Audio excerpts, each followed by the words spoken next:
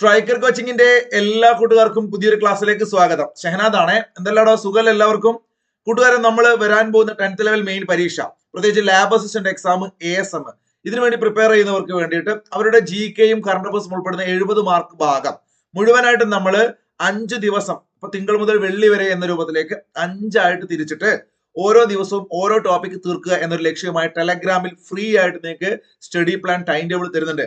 നമ്മുടെ Telegram channel നിങ്ങൾക്ക് കിട്ടുന്നില്ല എങ്കിൽ ഫസ്റ്റ് കമന്റിൽ പിൻ ചെയ്തിട്ടുണ്ടാവും. നിങ്ങൾ അത് ലിങ്ക് ഉപയോഗിച്ച് പോകാൻ പറ്റില്ലെങ്കിൽ അത് നോക്കി ടൈപ്പ് ചെയ്യുക, ടെലഗ്രാം എടുത്തിട്ട് സെർച്ച് ചെയ്താൽ മതി കേട്ടോ. അപ്പോൾ അങ്ങനെ ആ ഒരു ചാനലിൽ നമ്മൾ കൊടുക്കുന്ന ടൈം ടേബിൾ അനുസരിച്ച് ഡേ 2 പഠിക്ക ഹിസ്റ്ററി, എക്കണോമിക്സ്, ഈ 2 ടോപ്പിക്കും കറണ്ട് അഫയേഴ്സുമാണ് നമ്മൾ ഇവിടെ ഇന്ന് എക്സാം ആയിട്ട് നോക്കുന്നത്. അപ്പൊ കൂട്ടുകാർ മുഴുവനും ചോദ്യങ്ങൾ കാണുക. സ്പീഡായിട്ട് തോന്നുകയാണെങ്കിൽ യൂട്യൂബിൽ തന്നെ നിങ്ങൾക്ക് ഓപ്ഷൻ ഉണ്ട്, സ്ലോ ആക്കി കാണാം കേട്ടോ. നിങ്ങളൊരു എക്സാം പോലെ എഴുതി നോക്കാൻ വേണ്ടി ഞാൻ ഇച്ചിരി സ്പീഡ് പറയുന്നത് കേട്ടോ. ഒന്നാമത്തെ ചോദ്യം പരീക്ഷ എന്ന് വായിക്കുന്ന പോലെ തന്നെ വായിക്കണേ.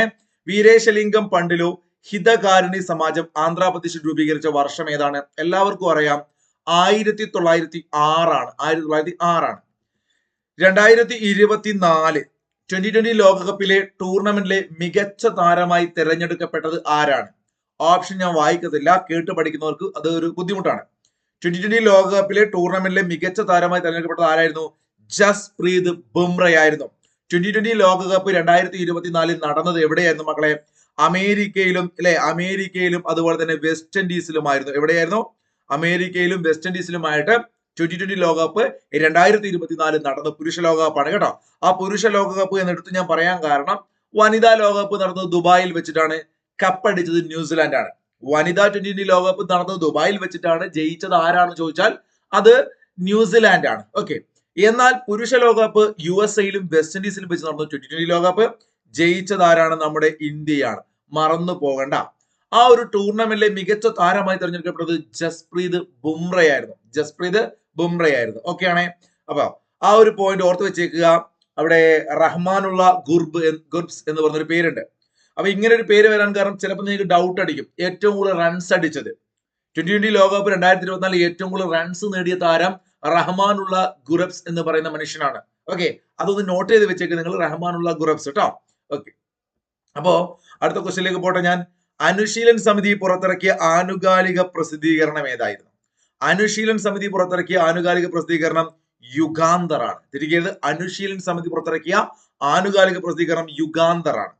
ലണ്ടനിൽ ഇന്ത്യ ഹൗസ് ആരംഭിച്ചത് ആരാണ്? ലണ്ടനിൽ ഇന്ത്യ ഹൗസ് ആരംഭിച്ചത് ശ്യാംജി കൃഷ്ണവർമ്മയാണ്. ലണ്ടനിൽ ഇന്ത്യ ഹൗസ് ആരംഭിച്ചത്, അറിയാത്തവർ പഠിച്ചു പോകണം, ശ്യാംജി കൃഷ്ണവർമ്മയാണ്. PYQ ആണ്. വ്യാവസായിക പദ്ധതി എന്നറിയപ്പെടുന്ന പഞ്ചവത്സര പദ്ധതി ഏതാണ്? വ്യാവസായിക പദ്ധതി എന്നറിയപ്പെടുന്ന പഞ്ചവത്സര പദ്ധതി ഏതാണ്? 2ാം പഞ്ചവത്സര പദ്ധതി അല്ലെ വ്യാവസായിക പദ്ധതി. ഒന്ന് കാർഷിക പദ്ധതി ആയിരുന്നു അല്ലെ മക്കളെ. നിങ്ങൾ പറഞ്ഞേ, ഈ വ്യാവസായിക പദ്ധതി എന്നറിയപ്പെടുന്ന 2ാം പഞ്ചവത്സര പദ്ധതി എന്ത് പേരിലാണ് അറിയപ്പെടുന്നത്? മറ്റൊരു പേരില്ലേ? നിങ്ങൾ പറയണം. ഓരോ മോഡൽ നമ്മൾ പഠിക്കാറില്ലേ? PC Mahalanobis model, Harold Domar മാതൃക, അല്ലെ ഗാഡ്കിൽ മാതൃക, അങ്ങനെയൊക്കെ പഠിക്കാറുണ്ട്. അപ്പൊ ജസ്റ്റ് അറിയുന്നവരൊന്ന് കമന്റ് ചെയ്ത്, 2ാം പഞ്ചവത്സര പദ്ധതി എന്ത് പേരിലാണ് അറിയപ്പെടുന്നത്? വ്യാവസായിക പദ്ധതി. തന്റെ ആശയങ്ങളുടെ പ്രചരണത്തിനായി 1929 ആ വർഷം ഒന്ന് നോട്ട് ചെയ്ത് വെച്ചേക്കുക. 1929 ശാരദ ആക്ട് വന്ന വർഷം, പൂർണ്ണ സ്വരാജ് പ്രമേയം പാസാക്കിയ വർഷം 1929 അല്ലെ. അപ്പൊ കുടിയരശ് എന്ന പ്രസിദ്ധീകരണം ആരംഭിച്ചത് ആരാണ്? അപ്പൊ ശാരദയെ നമ്മൾ ഒരു കോടൊക്കെ മുമ്പ് ഉണ്ടാക്കി പറയുന്നു, ഭയങ്കര കുടിയനാണെന്നൊക്കെ. അപ്പൊ കുടിയരശ് എന്നത് നമ്മുടെ രാമസ്വാമി നായ്ക്കറാണ് കേട്ടോ. രാമസ്വാമി നായ്ക്കറുടെ പ്രസിദ്ധീകരണമായിരുന്നു കുടിയരശ്. കുടിയരശ് കേട്ടോ, രാമസ്വാമി നായ്ക്കർ. ആധുനിക ഇന്ത്യയിലെ സാമൂഹിക പരിഷ്കരണ പ്രസ്ഥാനങ്ങളുടെ പ്രഭാത നക്ഷത്രം. ഒരു വെറൈറ്റി ക്വസ്റ്റ്യൻ ആണ്. 2021-ലോ 2022-ലോ പ്രിലിംസിൽ ചോദിച്ച ക്വസ്റ്റ്യൻ ആണ് കേട്ടോ. സാമൂഹിക പരിഷ്കരണ പ്രസ്ഥാന പ്രഭാത നക്ഷത്രം എന്നൊക്കെ പറഞ്ഞാൽ, എടാ ഇന്ത്യൻ നവോത്ഥാനത്തിന്റെ പിതാവ് ആരാണ്? അദ്ദേഹത്തെ തന്നെയാണ് ഇങ്ങനെ വിശേഷിപ്പിക്കുക കേട്ടോ. ആധുനിക ഇന്ത്യയിലെ സാമൂഹിക പരിഷ്കരണ പ്രസ്ഥാനങ്ങളുടെ പ്രഭാത നക്ഷത്രം എന്നൊക്കെ. 2026-ലെ ലോകകപ്പ് ഫുട്ബോൾ മത്സരം നടക്കുന്നത് എവിടെയാണ്? നല്ല അടിപൊളി ചോദ്യമാണ് മക്കളെ. നിങ്ങൾ പഠിച്ചു വെച്ചേക്കണം ക്രിക്കറ്റും ഫുട്ബോളിന്റെയും പ്രധാനപ്പെട്ട വേദികൾ. 2023-ലെ ക്രിക്കറ്റിന്റെ കാര്യമാണ് പറയുന്നത്. എന്താണ് ക്രിക്കറ്റിന്റെ കാര്യമാണ് പറയുന്നത്? ഇന്ത്യയിലായിരുന്നു വേദി അല്ലെ. 2023-ലെ ലോകകപ്പ് ഇന്ത്യയിൽ വെച്ചിട്ടാണ് നടന്നത്. ഓസ്ട്രേലിയ ജയിച്ചു ക്രിക്കറ്റ്. ഇനി അടുത്ത 4 വർഷം കഴിഞ്ഞാണ് നടക്കാൻ പോകുന്നത്. 2024 4 വർഷം കഴിഞ്ഞാൽ 27 അല്ലേ. നടക്കാൻ പോകുന്നത് 3 രാജ്യങ്ങളാണ്. സൗത്ത് ആഫ്രിക്ക, നമീബിയ, ഈ പറയുന്ന ആഫ്രിക്കൻ കൺട്രിയാണ് സിംബാബ്വെ. ഇതൊക്കെയാണ് സിംബാബ്വെ. അപ്പൊ സൗത്ത് ആഫ്രിക്കയും നമീബിയയും സിംബാബ്വെയും ഈ 3 രാജ്യങ്ങൾ മാറിപ്പോണം കേട്ടോ. ഇനി ഫുട്ബോളിലേക്ക് നമുക്ക് വന്നാലോ 2022 നടന്നത് എല്ലാവർക്കും അറിയാം, ഖത്തറിലാണ് അല്ലെ? ഖത്തറിലാണ്. ദെൻ 4 വർഷം കഴിഞ്ഞ 2026 നടക്കാൻ പോകുന്നു. എവിടെയാണ്? ഇവിടെ ഓപ്ഷണൽ കറപ്പിക്കട്ടെ. സ്പെയിൻ ഉണ്ട്, പോർച്ചുഗൽ ഉണ്ട്, മൊറോക്കോ ഉണ്ട്. അത് അവിടെയല്ല. അപ്പൊ അമേരിക്കയാണ്. നോക്കൂ, 2026 അമേരിക്ക, മെക്സിക്കോ, കാനഡ. പഠിച്ചു വെക്കണം. 26 ഇമ്പോർട്ടന്റ് ആണ്. 2026 എന്നാൽ ശ്രദ്ധിച്ചേ പിള്ളേരെ, 2030 ഇതൊക്കെ ഇമ്പോർട്ടന്റ് ആട്ടോ. 2030 ഉറപ്പായിട്ട് ചോദിക്കും. 2 വൻകരകളിലായിട്ട്, ആഫ്രിക്കൻ വൻകരയും യൂറോപ്യൻ വൻകരയും. ആഫ്രിക്കയിലാണ് മൊറോക്കോ, യൂറോപ്പിലാണ് സ്പെയിനും പോർച്ചുഗലും കേട്ടോ. ഇനി 2034 നിങ്ങളോട് വളരെയേറെ ചോദിക്കാൻ സാധ്യത. കാരണം ഏഷ്യയിലേക്ക് വീണ്ടും ഫിഫയുടെ ലോകകപ്പ് വരികയാണ് ഖത്തറിന് ശേഷം അല്ലെ? 2034 അതും പഠിച്ചു വെക്കണം കേട്ടോടാ. രാമകൃഷ്ണ മിഷനുമായി ബന്ധപ്പെട്ട് പ്രവർത്തിച്ച വനിത ആരെന്ന് ചോദിച്ചു കഴിഞ്ഞാൽ മാർഗരറ്റ് എലിസബത്ത് നോബിൾ. അവരുടെ പേരാണ് സിസ്റ്റർ നിവേദിത. ഇതാണ് സിസ്റ്റർ നിവേദിത അല്ലെ? സിസ്റ്റർ നിവേദിത. രാമകൃഷ്ണ മിഷൻ എന്ന് വെച്ചാൽ വിവേകാനന്ദന്റെ ശിഷ്യയാണ് മേഡം. വിവേകാനന്ദന്റെ ശിഷ്യയാണ് ആര്? പറയുന്നത് നമ്മുടെ മാർഗരറ്റ് എലിസബത്ത് നോബിൾ എന്ന് വിളിക്കുന്ന സിസ്റ്റർ നിവേദിത. ഇവരുടെ ശിഷ്യനായിരുന്നു ആരെന്നറിയാം നിങ്ങൾക്ക്? സുബ്രഹ്മണ്യ ഭാരതി. നിങ്ങൾ കഴിഞ്ഞ ദിവസം ഞാനൊരു ഹിസ്റ്ററിയുടെ ക്ലാസ് എടുത്തു. മക്കളെ, ക്ലാസ് എടുക്കുമ്പോൾ നിങ്ങൾ ആരും കാണുന്നില്ല. ഈ ക്ലാസ് കാണുന്നവർക്ക് തൊട്ട് മുമ്പിൽ അപ്ലോഡ് ചെയ്ത വീഡിയോ ഒന്ന് കാണണം. ഇന്ത്യൻ ഹിസ്റ്ററിയിൽ ഷുവർ ആയിട്ട് നിങ്ങളുടെ എക്സാമിന് ചോദിക്കാൻ സാധ്യതയുള്ള ഒരു ക്ലാസ് ആണ് സംസ്കാരവും ദേശീയതയുമായ ക്ലാസ്. അതിനകത്ത് പത്രങ്ങളും അതുപോലെ തന്നെ ചില പ്രധാനപ്പെട്ട വസ്തുക്കളൊക്കെ പറയുന്നുണ്ട്. അവിടെ സുബ്രഹ്മണ്യ ഭാരതിയുടെ കൃതികൾ പറഞ്ഞിരുന്നു. ഓർക്കുന്നവരൊക്കെ ജസ്റ്റ് കമന്റ് ചെയ്ത് നിങ്ങൾക്ക് പഠിക്കാലോ. ആ സുബ്രഹ്മണ്യ ഭാരതി സിസ്റ്റർ നിവേദിതയുടെ ശിഷ്യനായിരുന്നു കേട്ടോ. സുബ്രഹ്മണ്യ ഭാരതി, ഞാൻ എഴുതുന്നില്ല, സുബ്രഹ്മണ്യ ഭാരതി. അപ്പൊ മാർഗരറ്റ് എലിസബത്ത് നോബിൾ ആണ് സിസ്റ്റർ നിവേദിത. നീതി ആയോഗിനെ സംബന്ധിച്ച് താഴെ തന്നിരിക്കുന്ന പ്രസ്താവനകൾ ശരിയായത് ഏതാണ്? ഇപ്പൊ എക്കണോമിക്സ് പഠിക്കാനുണ്ട് രണ്ടാമത്തെ ഡേ. ഇപ്പൊ നീതി ആയോഗ് ആസൂത്രണത്തിന് വേണ്ടി പ്ലാനിംഗ് കമ്മീഷന് പകരം നിലവിൽ വന്നു. ശരിയായ പ്രസ്താവനയാണല്ലോ, തീർച്ചയായിട്ടും ശരിയായത്. നീതി ആയോഗിന്റെ 2ാമത്തെ ഉപാധ്യക്ഷനാണ് സുമൻ ബെറി. അത് കാണുമ്പോൾ നിങ്ങൾക്ക് മനസ്സിലാവും സുമൻ ബെറി ആരാണ്. ഇപ്പോ ഞാനിപ്പോ ക്ലാസ് എടുക്കുമ്പോൾ നീതി ആയോഗിന്റെ ഉപാധ്യക്ഷനാണ് സുമൻ ബെറി, ഒരിക്കലും 2ാമത്തെ ആളല്ല. അപ്പൊ ഇത് തെറ്റാണ്. 2015 ജനുവരി 1 നിലവിൽ വന്നു. എല്ലാവർക്കും അറിയാം, ശരിയാണ്. നീതി ആയോഗ് അല്ലെ? നീതി ആയോഗിന്റെ 2ാമത്തെ CEO അമിതാഭ് കാന്ത് ആണ്. അതും ശരിയായ പ്രസ്താവനയാണ് കേട്ടോ. അപ്പൊ പിള്ളേരെ, ഇവിടെ തെറ്റായതല്ലേ 2 മാത്രം. അപ്പൊ 1, 3, 4 ഇതാണ് ഇവിടെ ആൻസർ ആയിട്ട് വരിക കേട്ടോ. ആത്മീയ സഭ സ്ഥാപിതമായ വർഷം വളരെ ഇമ്പോർട്ടന്റ് ആണ്. ആത്മീയ സഭ സ്ഥാപിതമായ വർഷം. ഇന്ത്യയിലെ ആദ്യത്തെ നവോത്ഥാന സംഘടന എന്ന് വേണമെങ്കിൽ നമുക്ക് വിശേഷിപ്പിക്കാവുന്ന രാജാറാം മോഹൻ റായുടെ ആത്മീയ സഭ 1815 കേരളത്തിലെ ആദ്യത്തെ നവോത്ഥാന പ്രസ്ഥാനം, ഇന്ത്യയിലെ ആദ്യത്തെ പ്രസ്ഥാനമാണ് അല്ലെ? ഇന്ത്യയിലെ ഫസ്റ്റ് ആണ് എന്ത്? ആത്മീയ സഭ. എങ്കിൽ കേരളത്തിലേക്ക് വരികയാണെങ്കിൽ 1836 അത് ഏതാണ്? അത് സമത്വ സമാജമാണ്. അതെന്താണ്? അത് സമത്വ സമാജമാണ്. അയ്യാ വൈകുണ്ഠ സ്വാമികളാണ്. പഠിച്ചു വെച്ചേക്കട്ടോ. ഓക്കെ ആണല്ലോ? സെറ്റാണ്. എനിക്ക് ശേഷം പ്രളയം എന്ന് പറഞ്ഞ ഫ്രഞ്ച് ഭരണാധികാരി ആരാണ്? ഞാനാണ് രാഷ്ട്രം 14 പറഞ്ഞു. എനിക്ക് ശേഷം പ്രളയം 15 പറഞ്ഞു. അങ്ങനെയാണെങ്കിൽ ഫ്രഞ്ച് വിപ്ലവം നടക്കുമ്പോഴോ അത് 16 ആയിരുന്നു. പഠിച്ചു വെക്കണേ. ഞാനാണ് രാഷ്ട്രം 14, എനിക്ക് ശേഷം പ്രളയം 15, ഈ പറയുന്ന ഫ്രഞ്ചിലെ വിപ്ലവം നടക്കുന്ന സമയത്ത് 16 അല്ലെ? 16. അപ്പൊ ഇവിടെ ആരാണ്? 15. അങ്ങനെ തന്നെ ഓർഡറിൽ പഠിക്കാം. മദ്രാസ് മഹാജന സഭ എന്ന സംഘടനയ്ക്ക് രൂപം നൽകിയത് ആരാണ്? നല്ല ക്വസ്റ്റ്യൻ ആണ്. മദ്രാസ് മഹാജന സഭ എം വീരരാഘവാചാര്യാണ്. ഇവരൊക്കെ മറ്റേ ബോംബെ ഗുജറാത്തിലുള്ളവരാ. ഇവിടെ ആകെ ഒരു തമിഴനുള്ളൂ, എം വീരരാഘവാചാര്യ. അടുത്ത ക്വസ്റ്റ്യൻ വളരെ ഇമ്പോർട്ടന്റ് ആയ CRT ഫാക്ട് ആണ്. തിരുവിതാംകൂർ രാജവംശം ബ്രിട്ടീഷ് മേൽക്കോയ്മ പൂർണ്ണമായും അംഗീകരിച്ച വർഷം CRT +1 +2 പാഠഭാഗത്തൊക്കെ എടുത്തു പറയുന്നുണ്ട്. 1795. ആ പട്ടിക ഓർമ്മയില്ല നിങ്ങൾക്ക്?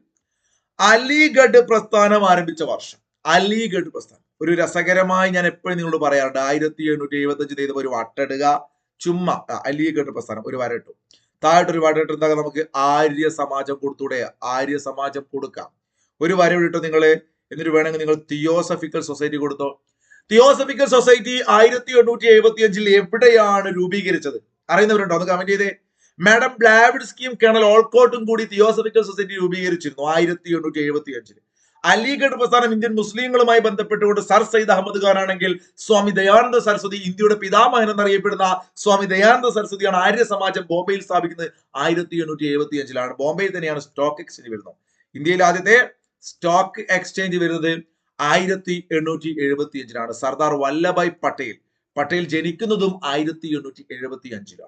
ഇന്ത്യയിൽ കാലാവസ്ഥാ വകുപ്പ് വളരെ ഇമ്പോർട്ടന്റ് ആട്ടോ. ഇന്ത്യയിൽ കാലാവസ്ഥാ വകുപ്പ് വരുന്നതും 1875. കാരണം അതിന്റെ 150-ാം വാർഷികം 2025 വിപുലമായിട്ട് ആചരിക്കുന്നുണ്ട്. വളരെ ഇമ്പോർട്ടന്റ് ക്വസ്റ്റ്യൻ ആണ്, പഠിച്ചു വെച്ചേക്കണം കേട്ടോ. അപ്പൊ ഇതുകൊണ്ട് 150-ാം വാർഷികം ഇതിന്റെ ഒക്കെ വരുന്നത് കൊണ്ട് ഇത് ചോദിക്കും. അലിഗഡ് പ്രസ്ഥാനം, ആര്യ സമാജം, തിയോസഫിക്കൽ സൊസൈറ്റി, ബോംബെയിലെ സ്റ്റോക്ക് എക്സ്ചേഞ്ച്, ഇന്ത്യയിലായിട്ട് സ്റ്റോക്ക് എക്സ്ചേഞ്ച്, കാലാവസ്ഥാ വകുപ്പ്, പട്ടേൽ ജനിച്ചു, ഇതൊക്കെ ഇനിയുണ്ട് ഒരുപാട് വസ്തുതകൾ. ഇതൊക്കെ 75-ലാണെന്ന് ചുമ്മാ ഒന്ന് പറഞ്ഞതാണ്. ഇന്ത്യൻ ആസൂത്രണത്തിന്റെ പിതാവ് എന്നറിയപ്പെടുന്ന എം വിശ്വേശ്വരയ്യയെ കുറിച്ചുള്ള താഴെ കൊടുത്തിരുന്ന പ്രസ്താവന നിരീക്ഷിക്കുക. ശരിയായ തിരഞ്ഞെടുക്കണം അല്ലെ, വളരെ ഇമ്പോർട്ടന്റ് ആണ്. എം വിശ്വേശ്വരയ്യയെ കുറിച്ച് എപ്പോഴും ചോദിക്കാറുണ്ട്. 1836 പുറത്തിറങ്ങിയ പ്ലാന്റ് ഇക്കോണമി തെറ്റാണ്. മക്കളെ പഠിച്ചു വെക്കുക, കേട്ടു പഠിക്കുന്നവര്. പ്ലാന്റ് ഇക്കോണമി ഫോർ ഇന്ത്യ എത്ര തവണയാണ് ഈ പുസ്തകം ചോദിച്ചത് കേരള PSC? വർഷവും ചോദിച്ചു. ഇമ്പോർട്ടന്റ് ആണ്. 34 SCRT-യിലും റാങ്ക് ഫയലും ഒക്കെ ഉണ്ടാവും അല്ലെ. അപ്പൊ പ്ലാന്റ് എക്കോണമി ഫോർ ഇന്ത്യ 1934 തെറ്റിക്കരുത് കേട്ടോ. ഇന്ത്യൻ എഞ്ചിനീയറിംഗിന്റെ പിതാവാണ്, ശരിയാണ്. ഇന്ത്യൻ എഞ്ചിനീയേഴ്സ് ഡേ ആയി ആചരിക്കുന്നത് സെപ്റ്റംബർ 16. പെട്ടെന്ന് കാണുമ്പോൾ നമുക്ക് ശരിയാന്ന് തോന്നും, അല്ല, സെപ്റ്റംബർ 15 അല്ലെ. സെപ്റ്റംബർ 15 ഇന്ത്യയിൽ എഞ്ചിനീയേഴ്സ് ഡേ. അപ്പൊ ഇതിനകത്ത് ശരിയായത് 2 മാത്രമാണ് അല്ലെ. പരീക്ഷ ആളെന്ന് ചിന്തിക്കണേ മക്കളെ. രാജാറാം മോഹൻ റായ് മിറാത്ത് ഉൽ അക്ബർ പ്രസിദ്ധീകരിച്ചത് ഏത് ഭാഷയിലാണ്? ഞാൻ പറഞ്ഞല്ലോ, ഇന്നലത്തെ ക്ലാസ് കണ്ടവർ, കാണാത്തവർ നിർബന്ധമായിട്ട് കാണുക. ഈ വീഡിയോയുടെ അവസാനം ഞാൻ കൊടുക്കാം. ഏതാണ്? പേർഷ്യൻ ഭാഷയിലാണ് അല്ലെ. മിറാത്ത് ഉൽ അക്ബർ. ഏതായിരുന്നു വർഷം? 1822. റിവിഷൻ അല്ലേ. സമ്പാദ് കൗമുദി 21-ലല്ലേ. യെസ്. പ്രസ്താവനകളിൽ തെറ്റായത് കണ്ടുപിടിക്കണേ. നല്ലൊരു ക്വസ്റ്റ്യൻ ആണ്. SCRT പാഠഭാഗമാണ് അല്ലെ. നമ്മുടെ 10ാം ക്ലാസ്സിലെ SCRT. ഇതൊക്കെ നിങ്ങൾക്ക് എവിടെയാ ഡൗട്ട് ആയിരിക്കും, നിങ്ങൾ തെരഞ്ഞു കണ്ടുപിടിക്കുന്നു വേണ്ട. SCRT-യിലെ വേൾഡ് ഹിസ്റ്ററിയില് 1-ാം ലോക മഹായുദ്ധം 2-ാം ലോക മഹായുദ്ധം വരുന്നുണ്ടല്ലോ, വിപ്ലവാനന്തരത്തിന് ശേഷം 10ാം ക്ലാസ്സിലെ ഹിസ്റ്ററിയിൽ. അപ്പൊ അവിടെ 2-3-ാമത്തെ ചാപ്റ്ററിൽ വരുന്നതാണ് ഇതൊക്കെ. 1900 അറിയാത്തവർ ഇപ്പൊ പഠിക്കുക. 1991-ലും 2003-ലും ലോകത്ത് നടന്ന പ്രധാനപ്പെട്ട സംഭവമാണ് ഗൾഫ് യുദ്ധം. വർഷം ഒന്ന് നോട്ട് ചെയ്ത് വെച്ചേ. 1991, 2003. 1991, 2003 സെറ്റ്. 1991-ൽ ഗോർബച്ചേവ് രാജിവെച്ചതോടെ സോവിയറ്റ് യൂണിയൻ ഇല്ലാതെയായി. ശരിയായ പ്രസ്താവനയാണ്. ഗോർബച്ചേവ് ആയിരുന്നു ആ സമയത്ത്. 91 ഗോർബച്ചേവ് രാജിവെക്കുന്നത്. സോവിയറ്റ് യൂണിയന്റെ 91 അല്ലെ. ശീതയുദ്ധമൊക്കെ അവസാനിക്കുന്നു. ഹിരോഷിമ മോൺ അമോർ. ഹിരോഷിമ മോൺ അമോർ വളരെ ഇമ്പോർട്ടന്റ് ആണ്. PYQ ആണ്. ഹിരോഷിമ മോൺ അമോർ എന്ന സിനിമയുടെ സംവിധായകൻ അലൻ റെനെയാണ്. പഠിച്ചു വെക്കുക, ശരിയായ പ്രസ്താവന കേട്ടോ. ജോസഫ് സ്റ്റാലിൻ സോവിയറ്റ് യൂണിയനിൽ നടപ്പിലാക്കിയ പരിഷ്കാരങ്ങളാണ് ഗ്ലാസ്നോവും പെരിസ്ട്രോയിക്കയും. മക്കളെ, ഇത് ഗോർബച്ചേവ് നടപ്പിലാക്കി. ഒരു ബോക്സിനകത്ത് SCRT കൊടുത്തിട്ടുണ്ട്. അപ്പൊ ഇത് തെറ്റായ പ്രസ്താവനയാണ്. അപ്പൊ ഇതാണ് നമ്മുടെ ആൻസർ. അപ്പൊ ജോസഫ് സ്റ്റാലിനൊക്കെ എപ്പോഴാണ് വരുന്നത് നിങ്ങൾക്ക് അറിയാം. ലെനിന് ശേഷം സ്റ്റാലിൻ വരുന്നുണ്ട്. അപ്പൊ അതിനൊക്കെ എത്രയോ വർഷത്തിന് ഇപ്പുറം 1990-കളിലാണ് ഗോർബച്ചേവ് സോവിയറ്റ് യൂണിയനിൽ വരുന്നത്. അപ്പൊ അവിടെ നടപ്പിലാക്കിയ പരിഷ്കാരമാണ് ഗ്ലാസ്നോമോ അതുപോലെ തന്നെ പെരിസ്ട്രോയിക്കയും കേട്ടോ. അടുത്തൊരു ക്വസ്റ്റ്യൻ നോക്കുക. SCRT ആണ്. ആദ്യകാലങ്ങളിൽ ബ്രിട്ടീഷുകാർക്കെതിരെ കലാപത്തിനൊരുങ്ങി അധികാരം നഷ്ടപ്പെട്ട ഇന്ത്യയിലെ നാട്ടുരാജാക്കന്മാരിൽ ഉൾപ്പെടാത്തത് ആരാണ്? ആദ്യകാലങ്ങളിൽ ബ്രിട്ടീഷുകാർക്കെതിരെ കലാപത്തിനൊരുങ്ങി അധികാരം നഷ്ടപ്പെട്ട ഇന്ത്യയിലെ നാട്ടുരാജാക്കന്മാർ ഉൾപ്പെടാത്ത ആരാണെന്ന് ചോദിച്ചാൽ നമുക്ക് പെട്ടെന്ന് അങ്ങോട്ട് കത്തില്ല. തിരുവിതാംകൂറിലെ മാർത്താണ്ഡവർമ്മ. കാരണം ഇത് 3 എവിടെയുള്ളതാണ്? ഇത് 3 നമ്മുടെ SCRT-കളാണ്. കിട്ടൂരിലെ റാണി ചിന്നമ്മ അല്ലെ.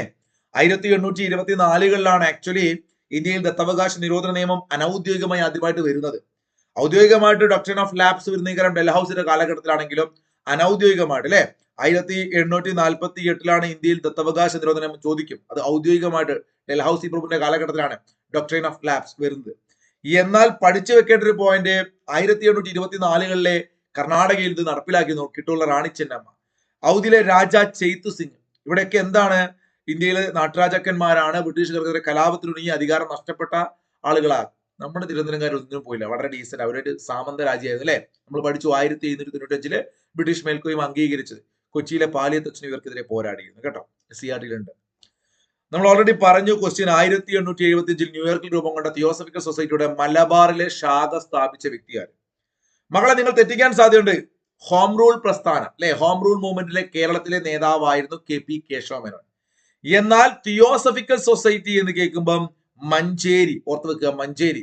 മഞ്ചേരി നിന്നഞ്ചാറ് മൈല് ദൂരമീ മോങ്ങത്തില് സഞ്ചരിക്കുന്നോർക്ക് കാണാറാകുമാ നീരത്തില് ചത്തുപോയ ഹിച്ച്കോക്ക് സാഹിബിന്റെ സ്മാരകം ചാത്തനെ കുടിവെച്ച പോലെ ആബലാലിൻ സ്മാരകം.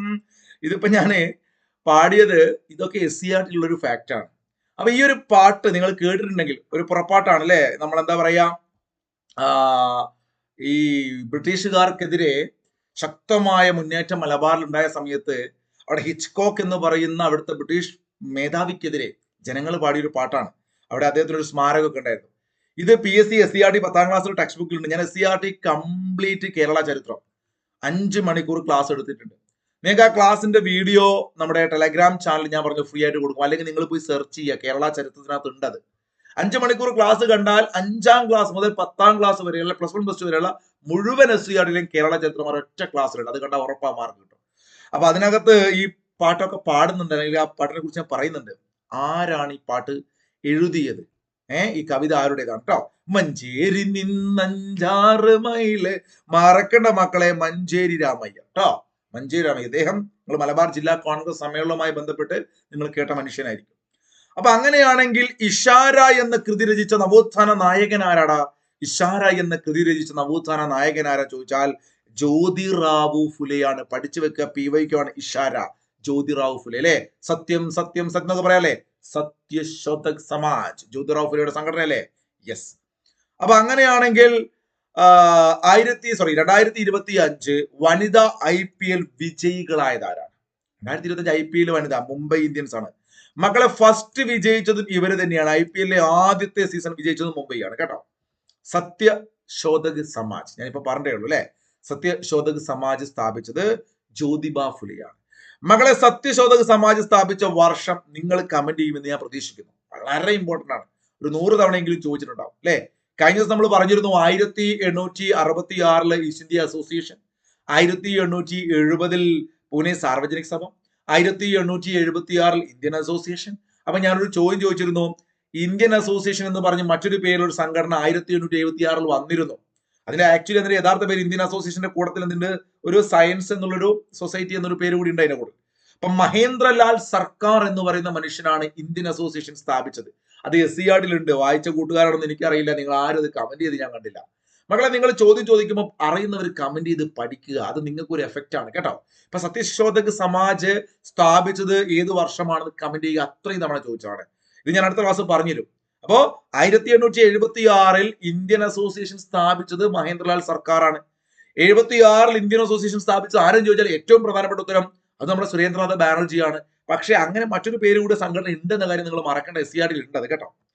മഹത്തായ 2 വ്യവസ്ഥകളായ ഹൈന്ദവതയുടെയും ഇസ്ലാമികതയുടെയും കൂടിച്ചേരലാണ് നമ്മുടെ മാതൃരാജ്യത്തിന്റെ ഏക പ്രതീക്ഷ. ആരുടെ വാക്കുകളാണ്? മഹത്തായ 2 വ്യവസ്ഥകളായ ഹൈന്ദവതയുടെയും ഇസ്ലാമികതയുടെയും കൂടിച്ചേരലാണ് നമ്മുടെ മാതൃരാജ്യത്തിന്റെ ഏക പ്രതീക്ഷ. ആരുടെ വാക്കുകളാണ്? സ്വാമി വിവേകാനന്ദന്റെ വാക്കുകളാണ്. ദത്തവകാശ നിരോധന നിയമത്തിലൂടെ ബ്രിട്ടീഷുകാർ പിടിച്ചെടുത്ത നാട്ടുരാജ്യങ്ങളിൽ ഉൾപ്പെടാത്തത് ഏതാണ്?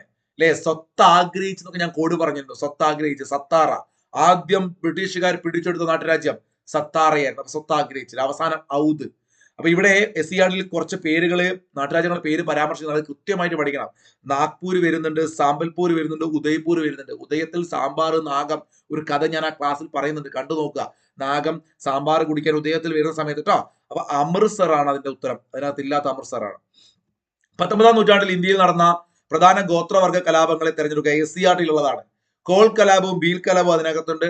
മുണ്ട കലാപം ഉണ്ട്, ഗാസി കലാപം ഉണ്ട്. എന്നാൽ ഫക്കീറും സന്യാസിയും ഒന്നും അതിനകത്തില്ല. ഓക്കെ, അപ്പൊ അത് നോട്ട് ചെയ്ത് വെക്കുക. ഫക്കീർ കലാപം ഇല്ല.